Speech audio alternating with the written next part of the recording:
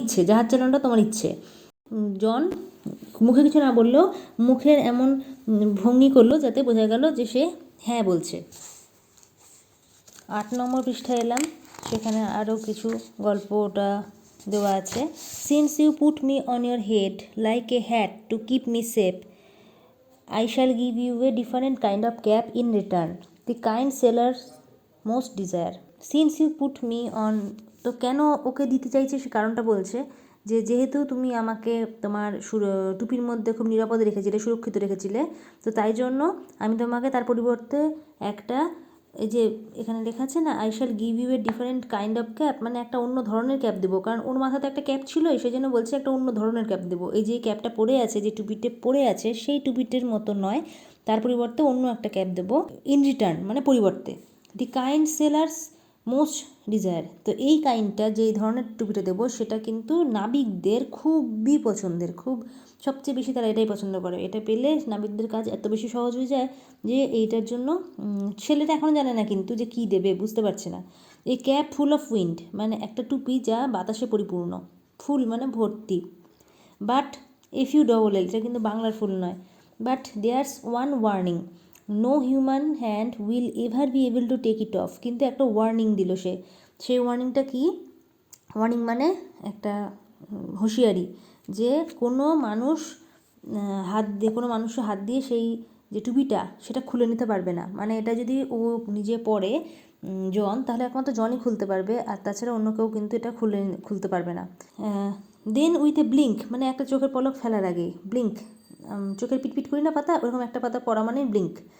দি fairy man disappeared living এ striped cap behind, যেটাকে আমরা বলি স্ট্রাইপ দেওয়া জামা যেটা বলি, সেই রকম স্ট্রাইপ একটা ক্যাপ রেখে একটা চোখের পলক ফেলার আগেই সেই যে সবুজ পরিটি সে কোথায় যেন ডিসঅ্যাপিয়ার্ড হয়ে গেল। ডিসঅ্যাপিয়ার থেকে ডিসঅ্যাপিয়ার মানে অদৃশ্য, অ্যাপিয়ার হলো আর ডিসঅ্যাপিয়ার হলো অপোজিট। এটা ডিসঅ্যাপিয়ারের অপোজিট অ্যাপিয়ার, আবার ডিসঅ্যাপিয়ার্ড এর অপোজিট অ্যাপিয়ার্ড। যদি ইডি লাস্টে যোগ হয় তাহলে দুটোর ক্ষেত্রে ইডি বলতে হবে, আর যদি ইডি না থাকে তাহলে ইডি বাদ দিয়ে বলতে হবে। তো আমি ছোটো ছোটো জিনিসগুলো শিখিয়ে রাখছি, এগুলো মাথায় রাখতে পারো, কিন্তু সব সময় সব কিছু মাথায় রাখা যায় না এত কিছু, তাই চাইবো আমি যে তোমরা এটা খাতায় পেনে লিখে রাখো নোট করে।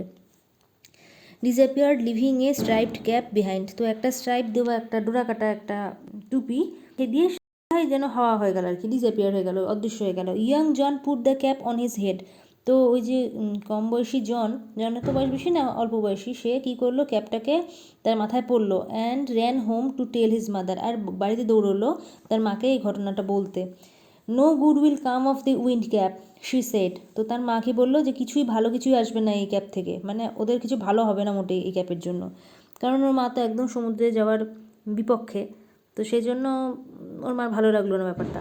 But the lad would have none of her cautions, কিন্তু তার এই সতর্কবাণী, মানে তার মায়ের এই সতর্কবাণী ছেলেটার উপরে কোনো প্রভাবই ফেললো না, মানে সে বিন্দুমাত্র সতর্ক হলো না।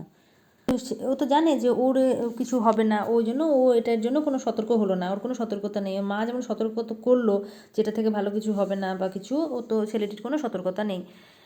তো এবার ঠিক পরের দিন কি হলো, the very next day putting on the sailor's cap, এটার নাম দিল কি এখানে, নাবিকের টুপি।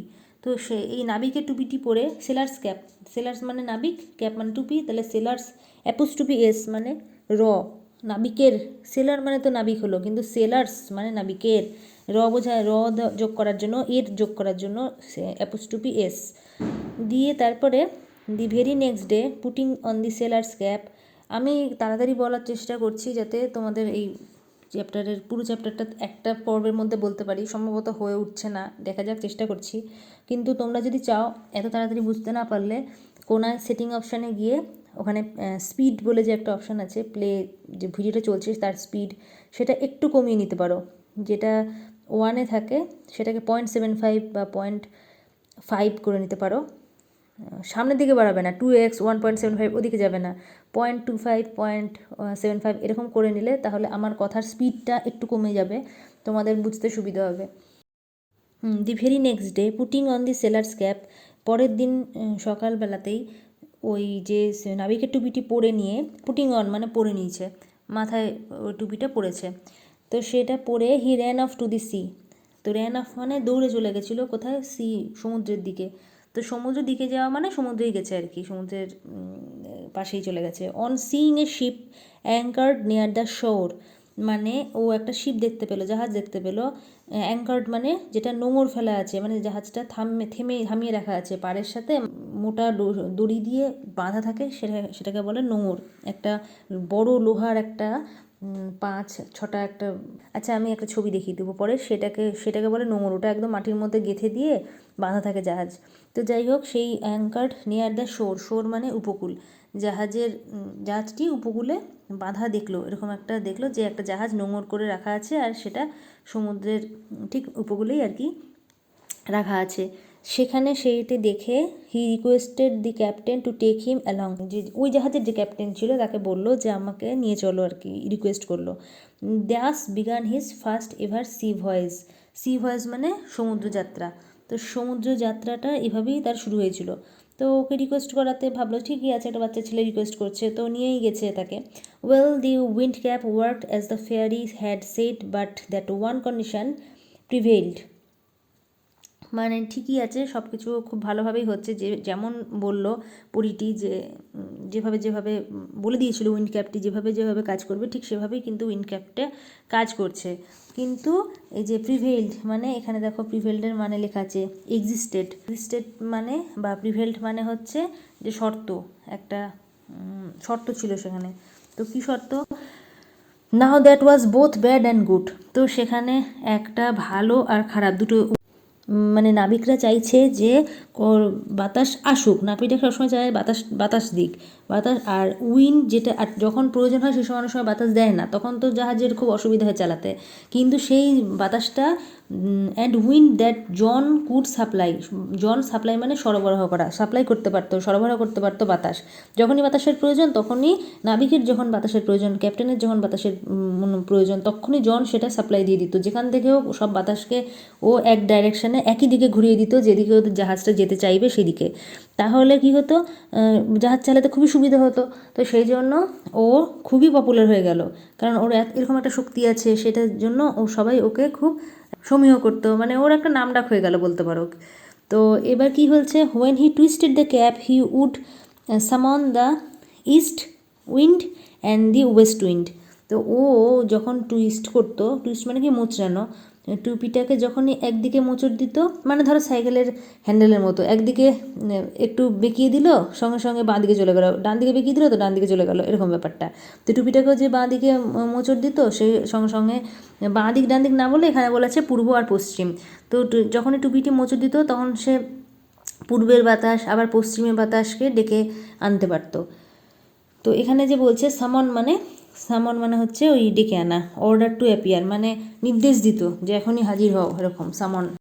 অনেক সময় খবরও দেখবে যে কোনো কিছু কোর্টে অনেক সময় বলে যে অমুকজনকে সামন করা হয়েছে, আর বাংলাতে যেটাকে অনেকে আমরা জানি সমন, তোমরা ছোটো তো অতটা জানো না হয়তো। তো সমন করা হয়েছে, কোর্টে ওকে সমন করা হয়েছে, মানে হচ্ছে ওকে অর্ডার করা হয়েছে অ্যাপিয়ার হওয়ার জন্য, মানে ওকে সশরীরে হাজির হওয়ার জন্য সমন করা হয়েছে। তো ও একদম এতটাই মানে কনফিডেন্ট দেখো যে সামন করতো ও পূর্বের বাতাসকে পশ্চিমের বাতাসকে। He could also turn it to call both the north as well as the south wind. He could also turn it to call. তো এবার সে আরও কি পারতো, সে ওগুলোকে কিন্তু মানে ঘোরাতেও পারতো, যেমন ডাকতেও পারতো, সে এটাকে এই বাতাসগুলোকে সে ঘোরাতেও পারতো। The captain would therefore never part with his prized sailor and let him ashore. তো এইবারে যেটা সমস্যা শুরু হলো সেটা হলো যে এই যে বলছে প্রাইজড সেলার, মানে প্রাইজড মানে তো বললাম যে ভেরি, এখানে যে লেখা আছে যেটা ভেরি ভ্যালুয়েবল, তো সেই এত ভেরি ভ্যালুয়েবল সেলার মানে একটা খুবই দামি লোক হয়ে উঠেছিল তার কাছে, যে খুবই মূল্যবান আর কি এই লোকটা, মানে সেলার হয়ে যে জন গেছে, সেলার মানে তো নাবিক, সে নাবিক হিসেবে ও এতটাই মূল্যবান যে তাকে ছাড়তেই চাইতো না তার ক্যাপ্টেন। আর অ্যান্ড লেট হিম অ্যাশোর, এবং তাকে এখানে আগেই লিখে দিয়েছে যে the captain would therefore never part, এই নেভারটা দুই ক্ষেত্রে লেগেছে, নেভার লেট হিম অ্যাশোর। তো একবারেই এই জন্য নেভার কথাটা ইউজ করা হয়েছে, ওখানে দুই ক্ষেত্রেই ধরতে হবে। অর্ধেক অর্ধেক করে বললে মনে হবে লেট হিম অ্যাশোর মানে তো তাকে ছেড়ে দিতে উপকূলে যেতে দিল এরকম ব্যাপার দাঁড়াবে, কিন্তু তা নয়। নেভারটা এখানেও হবে। ভুল লেখা হয়েছে তা বলছি না, দুটো পরপর না লিখে একবারই লোকে লেখে। যখন একসাথে একটা লাইনের মধ্যে নেভার কথাটা দুবার ব্যবহার হয় তখন একবারই লিখতে হয়। তো নেভার তাকে উপকূলে কখনো তাকে যেতে দিতে চাইতেন না। For a year and a day. এভাবে কি হলো, এভাবে চলতে চলতে চলতে চলতে 1 বছর এবং 1 দিন পার হয়ে গেছে। Young John did not set foot on land. Foot মানে পা। তো সে ভূমিতে পাও দিতে পারেনি, মাটিতে পা রাখতে পারেনি। এই 1 বছর 1 দিন ধরে ও শুধু জাহাজে সমুদ্রের মধ্যে ঘুরেছে। যুবক জন, যে কম বয়সী জন, সে একদিনও সমুদ্রের থেকে বেরোতে পারেনি। তো he saw nothing but the churning of the waves. তো ওখানে সে কিছুই দেখতে পায় না, শুধু ঢেউ আর ঢেউ আর জল আর জল।